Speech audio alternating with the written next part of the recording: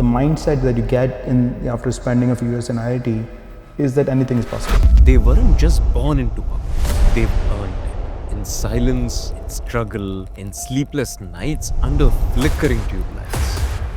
From the dusty classrooms of Kanpur to the corner offices of Silicon Valley, they didn't just climb the ladders, they revived it. Sundar Pichai, Arvind Krishna, Parag Agrawal, Nikesh Arun. These names don't just run companies, they shape the digital. But behind their rise lies something deeper. Not luck, not legacy, but the fire and institution that forged them. The Indian Institute of Technology, the IITs. Shramam binam na kimapi sadhyam. This profound Sanskrit maxim, the official motto of IIT Roorkee, predates even MIT. From India's soil of discipline, data, and devotion, rose a generation not just trained to build, but to endure. And when they landed in Silicon Valley, they didn't just arrive, they took root. Whenever we talk about the top technology global CEOs or the top unicorn and decacorn founders, you're seeing so many IITians. But to understand this dominance, you must enter the fire that forged it. IITs are not just schools. They are pressure chambers. Here, merit isn't rewarded, it's required. Excellence, it's the bare minimum. These aren't classrooms. They are boot camps of the mind. And from this emerges a mantra. Throw me a problem, I'll solve it. First and foremost, you have the cream. If the selection criteria is that tough, what makes it through is meritocracy, right? So the people who are very, very good, they're making through. But it's also the fact that anyone can become better. But these people have already mastered some techniques to be at the top echelon. Almost the mindset that you get after spending a few years in IIT is that anything is possible. IITians are technically superior, obviously, because of the training they get. Having been grilled for the entrance exam, again on campus, now you're competing with the cream. So it's like, yeah, I can fix anything, I can solve anything. Throw me a problem. This isn't bravado. It's earned resilience, years of grind, peer competition, and a culture that breeds tactical and emotional intelligence. Process of preparing for the JEE exam. That process itself teaches you a lot about first principles problem solving. Yeah. It's not an exam that you can crack by memorizing information. Important piece about IIT was this thing around thinking from first principles. IITians have the DNA of building something to deliver. While the training is timeless, the challenge was modern. Silicon Valley didn't just hand them power, they had to translate exam mastery into startup survival. They had to evolve from engineers to builders.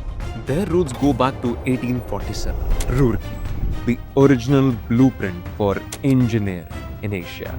Roorkee was founded in 1847 by Britishers. One of the reasons it was founded because Britishers wanted to run a canal from Ganges, from Haridwar, through some part of UP so that they can irrigate lots of good areas which were very fertile. Make that canal, they did not want to bring the engineers from Britain. They say, why don't we find the local talent here? Amazing. And let's build an institute, set up an institute. And the name of the institute was Thompson College of Civil Engineering. This was the first engineering college in Asia. They left behind steaming cups of chai, chaotic rickshaw horns, a hostel corridor echoing with ideas, not for comfort, but for challenge. That we all had a dream. Only with a suitcase and a degree, they stepped into America. There were accents to shred, networks to build, and industries to decode. When I think about it, what really prepared me, I think my experiences in Roorkee prepared me. Because I don't feel lonely. The venture capitalists, they favor people from top universities, and IIT is regarded as a top university. But somebody I knew, so these guys presented to some venture capitalists. So this person had done masters from some top 20 university in the US.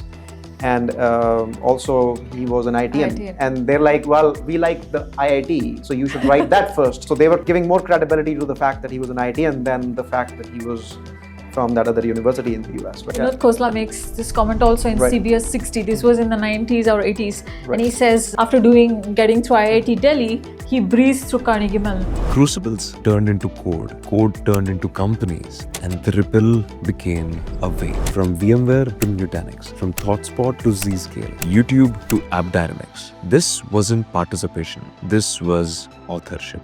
I think at IIT, like there's this spirit of entrepreneurism, like, that's, we had it even like 25, 30 years back. This wasn't just a diaspora, it was a movement. As the first wave settled into the valley, something unexpected took root. Not just individuals, but a collective, a community. They didn't compete, they connected. They didn't gatekeep, they gave back. Silicon Valley had a new quiet superpower, the IIT Net.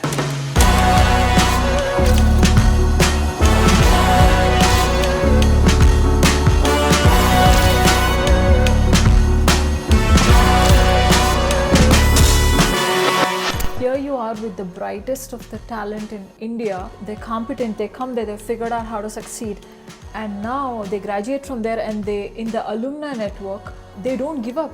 Even today in Bay Area, the largest alumni communities, the IITian community, 20,000 plus and growing every day. And I'm proud to say that we run such a big ecosystem here. And I say ecosystem because IITians are enabling a lot. There's technology, there is enterprise, there is startup ecosystem, investor ecosystem. So we're building that whole ecosystem and running it here, right? What it feels like is actually running like a company. The media called it the IIT Mafia.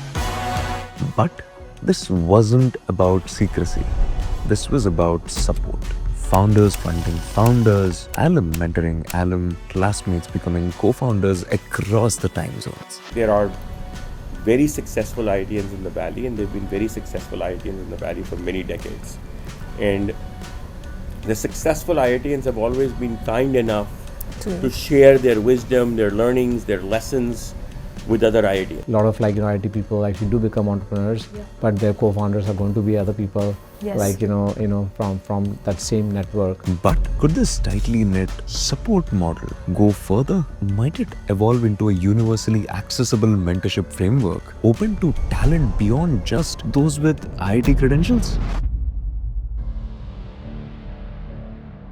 The IIT factor isn't confined to startups. IIT alum now lead global corporations across every sector. Sundar Pichai, Arvind Krishna, Padma Shri Warrior. In number of VC firms today, there are IITians there. In number of corporate world, all the way to the top, there are IITians there. IITians is the top talent. From software to semiconductors, from biosciences to manufacturing, IITians leave fingerprints across the industrial landscape. So you find IITians across the board, not just like you'll find them in a CPG company, you'll find them in a financial services company, you'll find them in a tech-first company, you'll find them as founders. Like most of my success, whatever I've accomplished, to that, education that I got, at the college. But what if leadership meant more than just rising to the top? Could the next evolution of IIT influence be in democratizing decision-making and spreading leadership rather than concentrating it?